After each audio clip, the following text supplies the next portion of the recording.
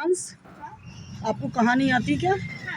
चलो आज आप सुनाओ हमें। सुनाती है, आज मैं आपको सुनाओ। मैं आपको भगवान कृष्ण की एक लीला बताऊं।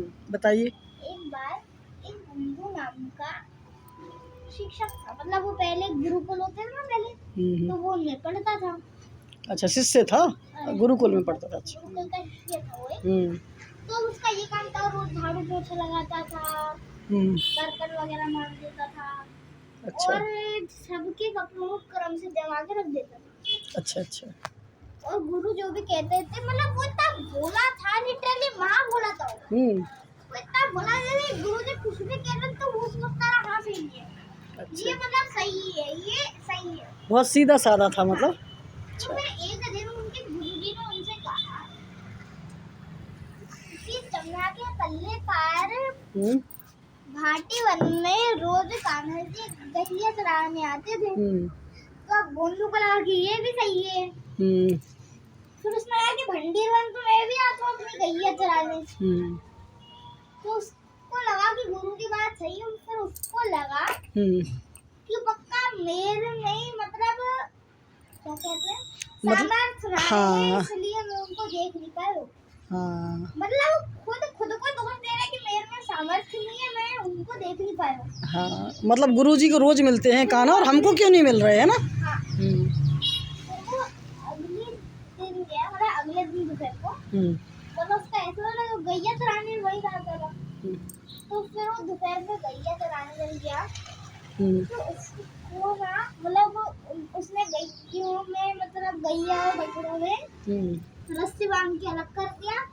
और फिर ढूंढ रहे कान्हा जी को, कहीं पेड़ के पीछे ढूंढ रहे, कहीं सामने ढूंढ रहे, कहीं सामने गुफा के अंदर, कहीं कहीं ऐसे करते। और कुछ शाम हो गई। अच्छा। ठाकुर जी नहीं मिले, वो बैठा है।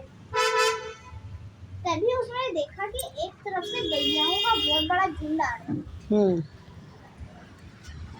फिर उसने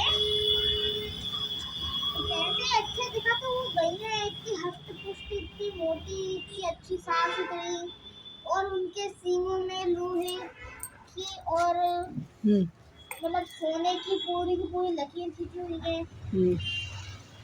पूरी मतलब तंदुरुस्त गई थी, पूरी अमीर तंदुरुस्त अच्छी, मतलब अच्छा। अच्छी आई थी।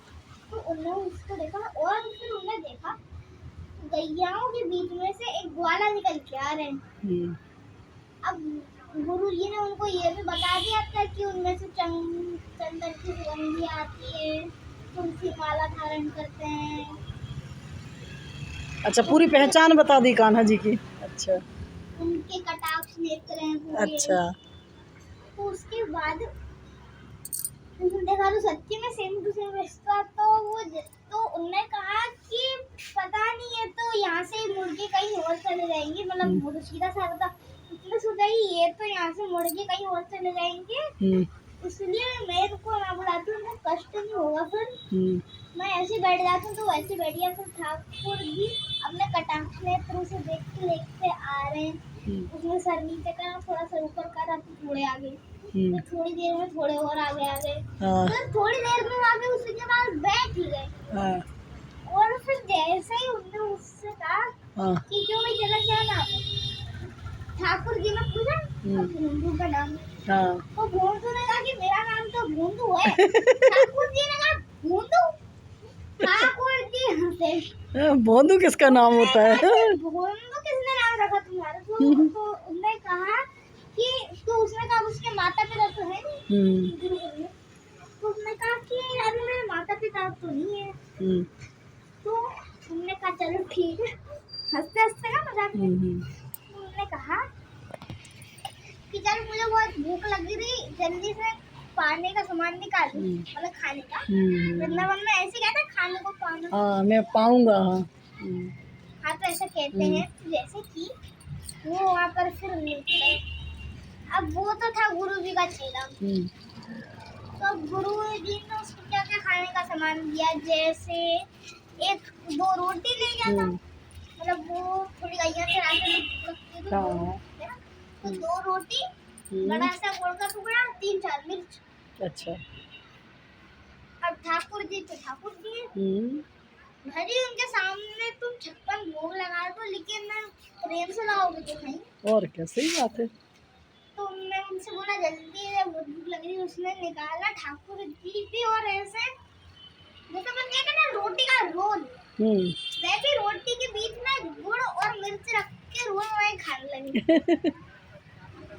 अच्छा, फिर अब फिर मोंटू ने उनसे पूछा कि तुम्हारा नाम क्या है। उनसे बोला कि मैं कान्हा हूँ, कान्हा।